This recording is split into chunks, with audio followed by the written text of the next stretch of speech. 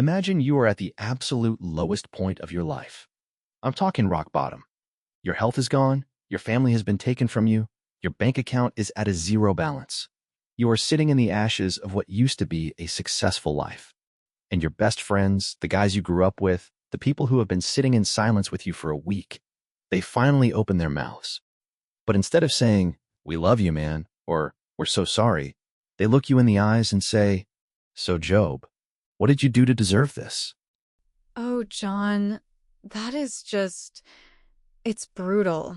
It's like being kicked when you're not just down, but buried. And honestly, it's a reality so many of our listeners probably recognize. That feeling when you share your heart and someone just hands you a solution, or worse, a diagnosis of why your faith must be broken. It is cold-blooded, and that is exactly where we are today. Welcome back to the Deeper Dive, everyone. We are tackling Job 15 through 18 today. This is what scholars call the second cycle of speeches. And let me tell you, the gloves are officially off. The politeness of the first round? Gone. The trying to be gentle vibe? It's in the rearview mirror. We are moving from consolation to a full-blown prosecution. And I think for us to really understand why these guys, Eliphaz and Bildad, get so mean so fast, we have to look at the context. Because if you just rate it as three guys arguing, you miss the cultural high stakes of what was happening in the ancient world. John, you were looking at the historical setting of these guys. Where are we exactly? Okay, so here's the deal. Most scholars place Job right in the patriarchal era. Think Abraham, roughly 2000 BC. There is no law of Moses yet. There are no 10 Commandments. There's no temple in Jerusalem. This is theological Wild West territory. They are operating on a very old, very rigid system of wisdom that basically says, God is just, therefore God rewards the good and punishes the bad. Period. End of story. Theological Wild West. I love that. But it feels more like a theological vending machine, right? You put in the quarters of being good and you get out the snack of blessing. Exactly. And Eliphaz, who kicks us off in chapter 15, is the senior partner of this law firm. He is a Timonite. Now, for our listeners who aren't geography nerds, Timon was a district in Edom that was basically the ancient Ivy League of wisdom. If you were from Timon, people assumed you were the smartest person in the room. You were a professional sage. So Eliphaz isn't just a friend giving advice. He's an authority. He's like that one person in your life who has all the degrees and uses them like a weapon. I was looking at Job 15 verse 2, and he starts by calling Job a windbag. He asks if a wise man should fill his belly with the east wind. John, what is the east wind? Because it sounds like a weirdly specific insult. Oh, it's a vicious insult, Stephanie. The east wind, the sirocco, was a scorching, parching wind that came off the desert. It didn't just blow. It withered everything it touched. It ruined crops. It dried up rivers. By calling Job's words east wind, Eliphaz is saying, Job, your grief isn't just wrong. It is destructive. You are blowing hot, useless air that is actually hurting the system of our faith. And that's the hook for today, isn't it? When the system feels threatened by someone's pain, Eliphaz is terrified. He says in verse 4 that Job is doing away with fear and diminishing meditation before God. He's basically saying, Job, if people believe a good person can suffer like you're suffering, then the whole vending machine is broken. Why would anyone be religious if God doesn't guarantee a payoff? That is the miserable comforter mindset right there. It's a defense mechanism. They aren't trying to help Job. They are trying to protect their own sense of safety. If Job is innocent and still suffering, then Eliphaz and Bildad could be next. To keep themselves feeling safe, they have to make Job the villain. They have to find a reason why he earned this. You know, I was reading about the actual physical gestures involved here too. In chapter 16, Job calls them miserable comforters. In the Hebrew, that phrase miserable actually means burdensome or vexing. But there's a cultural plain English thing here that blew my mind. Remember when the friends first showed up in chapter 2? The text says they came to console him. Yeah, the 7 days of silence. The part where they actually seemed like good friends. Well, that word for console or comfort in Hebrew literally means to nod the head. It's that sympathetic, slow nod we do when someone is crying. You don't have words, you just nod. You're saying, I see you, I'm with you. But by the time we get to chapter 16, Job says they are shaking their heads at him. In that culture, shaking the head was a sign of mockery. It was malignant joy. Wow. So they went from nodding in sympathy to shaking in judgment. That is a massive shift in posture, and it explains why Job is so desperate for a courtroom setting. He realizes he is never going to get a fair shake from his social circle. He's being canceled in real time by the respectable people. Canceled in real time. I mean, it's true. Job says he's become a byword of the peoples and that people are literally spitting in his face. This guy went from the Bill Gates of the East, the most respected man in the region, to a person that kids probably mock on the street. And that brings us to the most important piece of context for this entire block of scripture. Job is starting to use legal language. He isn't just complaining, he is filing a cosmic lawsuit. He uses terms like pledge, witness, and advocate. He's saying, the human court has failed me, so I'm appealing to the high court of heaven. Which is so interesting because Eliphaz and Bildad think they are the ones defending God's honor. But Job is the one actually trying to talk to God, even if it sounds messy and angry. The friends are talking about God, but Job is pouring out his tears to God. That is a huge hook for us today. Sometimes the people who sound the most theologically correct are the ones furthest from God's heart because they lack the compassion to nod the head with someone in pain. We're going to dive into the modern mirror of this, the reply guys of the Bible, and look at the one Aramaic word that changes everything for Job. I can't wait for that. I think it's time for us to take a quick break, let all of that context sink in. Think about those east winds in your own life and the friends who might be shaking their heads instead of nodding. Don't be a windbag. We will be right back. And we are back from our break. John, I hope you're not still thinking about that east wind comment because I promise I'm not calling you a windbag today. Hey, as long as I've got my coffee, I am the gentle breeze of theology, Stephanie. I promise. But honestly, after that first segment, I feel like I need a second cup just to deal with the friends in this story. They are exhausting. They really are. And that's what I want to dive into for this segment, the modern mirror. Because when we read Job 16 and 17, it doesn't just feel like an ancient poem, it feels like a Twitter thread gone horribly wrong. It feels like modern-day gaslighting. Oh, it is the definition of gaslighting. We use that word a lot today, but look at the modern mirror here.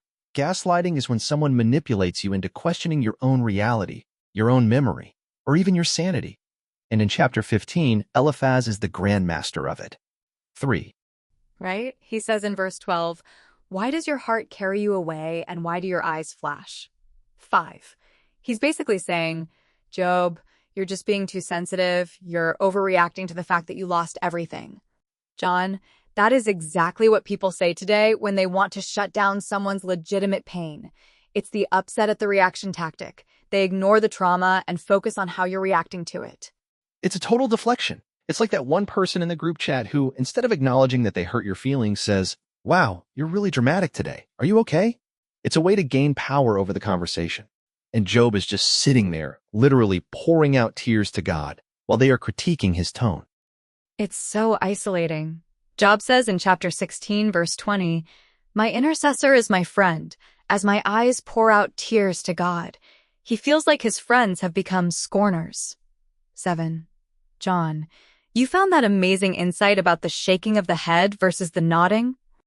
Yes, in that culture, the nod was the sign of compassion. It was the physical way of saying, I'm with you. 1. But the shake was the sign of mockery. So when Job says they are shaking their heads at him, he's saying the very people who were supposed to be his support system have turned into his reply guys. They are just there to ratio his grief with their better theology. 7. It's a deeper dive into how we handle people in crisis. Sometimes we are so afraid of the mess that we try to clean it up with spiritual phrases. 10. We say things like, God won't give you more than you can handle, or at least you have your health, which Job didn't even have. Those phrases aren't for the sufferer. They are for us to feel better about the situation. Exactly. It's toxic positivity in a robe and sandals. But here is where it gets really modern mirror, Stephanie. Job realizes the human court is rigged. 3. His friends have already found him guilty because of his circumstances. 13. So Job does something radical. He files a cosmic subpoena. 16. I love that. A cosmic subpoena. Tell me about verse 18. O earth, do not cover my blood. 17. Okay, this is high-level legal drama. In the ancient Near East, if someone was murdered or wrongly accused, they believed the earth would swallow the evidence if it was buried. 16. By saying, don't cover my blood, Job is saying, I want the crime scene left exactly as it is. I want the evidence of my suffering to stay visible until I get a fair trial. 16. He is putting his life under a record that cannot be deleted. And then, the holy grail of today's reading. Verse 19. Even now, behold, my witness is in heaven, my advocate is on high. 19.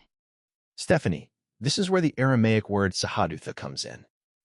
21. The Hebrew word for witness is idior, but in the second half of the verse, it switches to the Aramaic sahid. 7.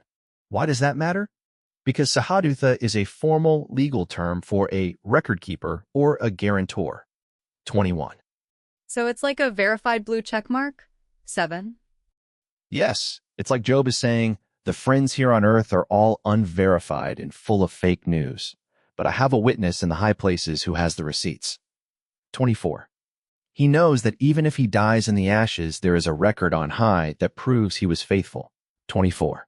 That is so powerful for anyone listening who feels canceled by their community or misunderstood by their family. When Job is saying that the truth isn't determined by the majority opinion on earth, it's determined by the eyewitness in heaven. 11. And look at who this advocate is. Verse 21. Oh, that one might plead for a man with God, as a man pleads for his neighbor.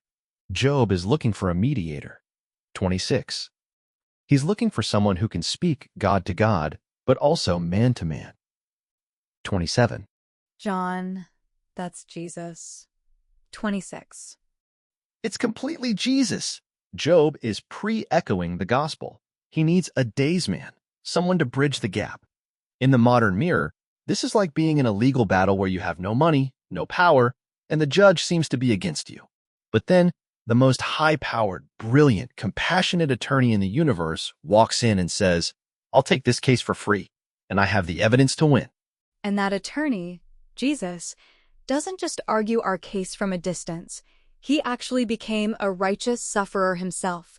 He felt the spitting and the shaking of the head on the cross so that our blood would be covered by his mercy. 28. It turns the vending machine theology on its head. 29. In the vending machine, you suffer because you're bad. 30. In the gospel, the best person suffered so that the worst people could be declared righteous. 28. That changes everything about how we look at our own pain. It means our suffering isn't a sign of God's rejection. It might actually be the place where we meet our advocate most deeply. But don't get too comfortable, because while Job is looking up at the advocate, Bildad is about to walk in and describe the king of terrors. And let me tell you, it is the most horror movie chapter in the whole Bible.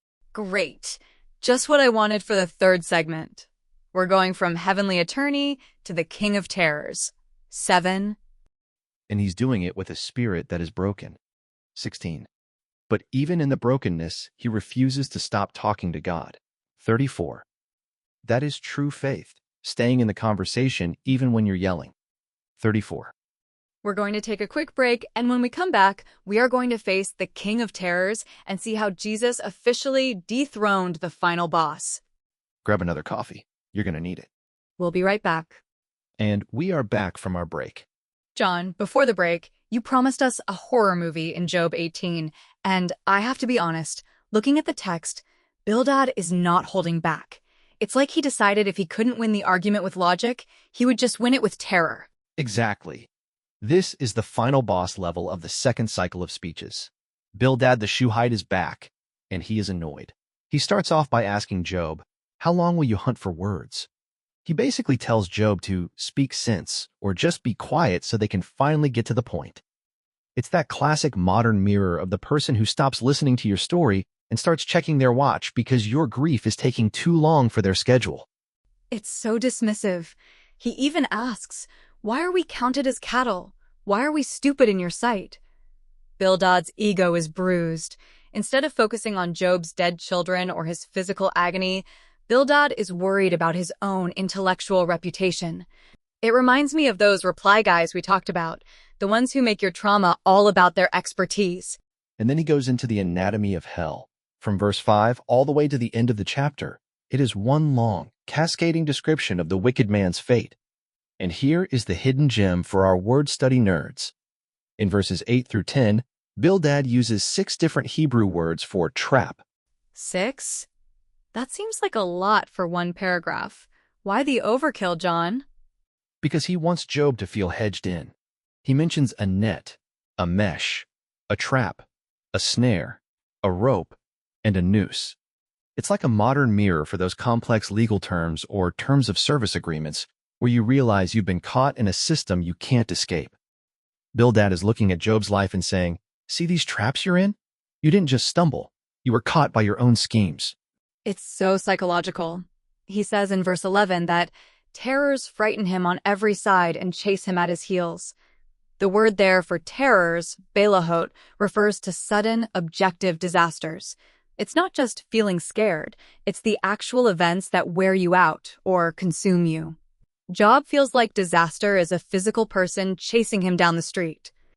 And that leads to the big one, Stephanie. Verse 14.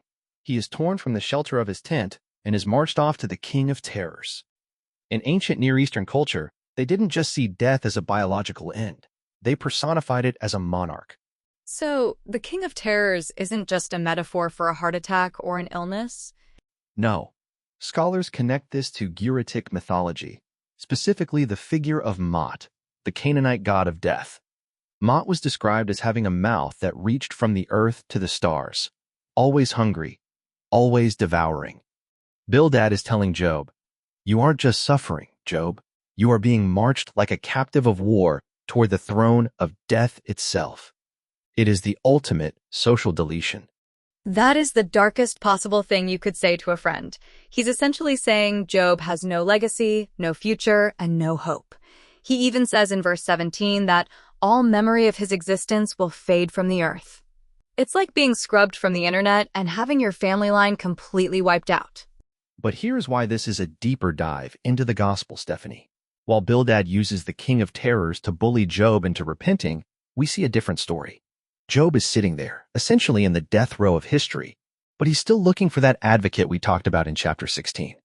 He's facing the king of terrors, but he believes there is a witness in heaven who is even more powerful. And that's the modern mirror for us. We all have things that feel like the king of terrors: cancer, debt, broken relationships, things that feel like they are marching us off to a place of no return. But the New Testament tells us that Jesus holds the keys of death and Hades. He didn't just avoid the king of terrors. He entered his tent, sat on his throne, and dethroned him. Boom. 1 Corinthians 15 verse 26 says, the last enemy to be destroyed is death. Bildad sees death as the final boss that wins. We see death as the defeated foe under the feet of the risen Christ. Job was reaching for that truth in the dark, and we get to walk in it in the light. I think that's our hidden gem for today. Even when your friends or your circumstances are describing a house of terrors for you, you can look to the advocate who has already cleared your name in the highest court. So, here is the text message summary for today's deep dive. When your world feels like a house of traps, remember you have a witness in heaven who has already defeated the king of terrors. And our action step? This week, don't be a Bildad. If someone is in a place of terror, don't offer them a logical explanation for why they are there. Just be a witness to their pain. Be the nodder, not the shaker. And maybe stay away from the east wind talk. It's bad for the digestion. Thank you for joining us for this deeper dive into Job 15 to 18. We'll see you tomorrow when Job finally declares, I know that my Redeemer lives. You do not want to miss that one. God bless you guys. We are out.